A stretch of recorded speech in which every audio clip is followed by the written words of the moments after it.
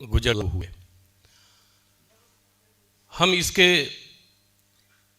अनुभवों को देख रहे हैं, 5 वर्ष के अनुभवों को अगर महसूस करें तो जो खास तौर से यूजी कोर्सेज है, एक निवेदन है, हम भारत की परंपरा को बढ़ाना चाहते हैं, भारत की ज्ञान परंपरा को बढ़ाना चाहते हैं, हम अपनी धरोहर को सुरक्षित रखना चाहते हैं,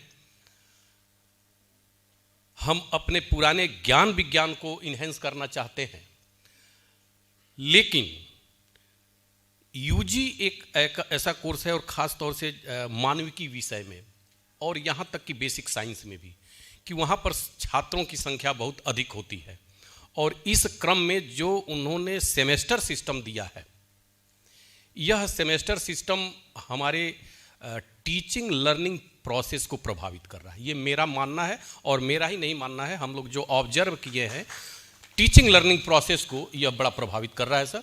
हम चाहेंगे कि इस नई शिक्षा नीति में सब चीज़ें एज इट इज रखी जा सकती हैं, बहुभाषिकता हो, मल्टीलिंगुअल व्यवस्था हो, हम अपने पाठ्यक्रम को जैसे भी रखे हैं वो सब चीज़ें, लेकिन हमारे विद्यार्थी को पढ़ने का समय नहीं मिल रहा और हमें पढ़ाने का समय नहीं मिल रहा। हम लोग मुख्य रूप से परीक्षा में उलझ के रह जा रहे हैं। और यह केवल हम अपने की बात नहीं कर रहे हैं, हम पूरे उच्च शिक्षा में, खास तौर से उत्तर प्रदेश के जितने महाविद्यालयों में हमने बात की, चीत की, यहाँ तक कि मैंने अपने अन्य संगठन के माध्यम से भी इसको आगे रखने का प्रयास किया कि सेमेस्टर सिस्टम कम से कम यूजी से हटा दीजिए।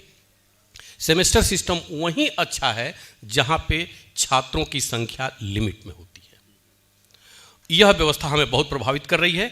एक टीचर का जो हायर एजुकेशन में जो मोमेंटम होता है लेक्चर लेने का, वह मोमेंटम स्थापित नहीं हो पा रहा है। यह सबसे बड़ा दुख है। विद्यार्थी और हमारे बीच दूरी बढ़ती जा रही है, जो कि आवश्यक है कि दूरी बिल्कुल आवश्यक है। हेलो, वो बात बिल्कुल आपकी आवश्यक है। आज हमारी केंद्र सरकार और प्रदेश सरकार रोजगार और कौशल विकास के ऊपर बहुत ध्यान केंद्रित किए हुए हैं, जिस हिसाब से आंकड़े आ रहे हैं। तो बलरामपुर में उसका क्या प्रभाव है, कुछ रोजगार और कौशल विकास का क्या प्रभाव है बलरामपुर में? देखिए, यह सच्चाई है कि हम सभी को शासकीय नौकरी नहीं दे सकते।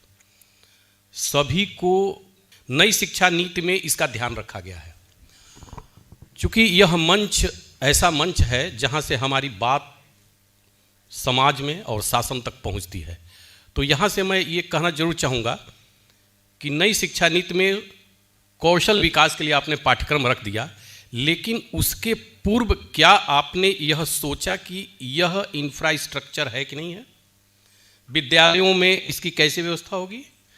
किसी भी महाविद्यालय और विश्वविद्यालय में जितने भी एडमिशन हैं, सभी लड़के कोई न कोई स्वरोजगार से संबंधित व्यावसायिक कोर्स पढ़ रहे हैं, उनके पाठ्यक्रम में शामिल किया गया है।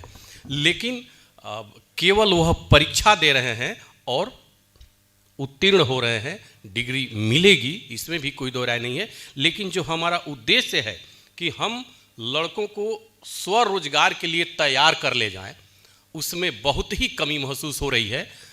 तो मुझे चाहिए कि शासन, सत्ता और समाज के लोगों को और विद्यालयों को वह इंफ्रास्ट्रक्चर उपलब्ध कराया जाए कि हम वोकेशनल कक्ष बनाएं। सपोज करिए कि मैं यहाँ पे वीडियो, ऑडियो ये सब चीज़ें कर रहे हैं, अगर हम इसी का वीडियोग्राफी का ही कोर्स करना चाहते हैं तो व्हाई नॉट। एक आपने यहाँ लैब बनाया है, ऐसे ही लैब और अन्य सारी चीज़ें जो भी वोकेशनल कोर्सेज हैं, ब्यूटिशियन है, मास कम्युनिकेशन है, वीडियोग्राफी है, ऐसे बहुत सारे कोर्सेज हैं। कौशल विकास में इस तरह के बहुत सारे योजनाएं हैं सरकार की, और बड़ा अच्छा लगा आपने इसके ऊपर प्रकाश डाला। सरकार तक बात पहुंचाने का हम लोग प्रयास करेंगे कि बलरामपुर में इस तरह से इंफ्रास्ट्रक्चर डेवलप किया जाए विद्यालयों में, जिससे छात्रों को नए नए रोजगार मिले, स्वरोजगार मिले और छात्र अपना जीवन यापन कर सके। मैं डॉक्टर श्री प्रकाश मिश्रा जी का बहुत बहुत धन्यवाद देता हूं। आपने अपना कीमती समय निकाला और हम लोगों के बीच में आए, बहुत बहुत आभार, धन्यवाद। Thank you sir.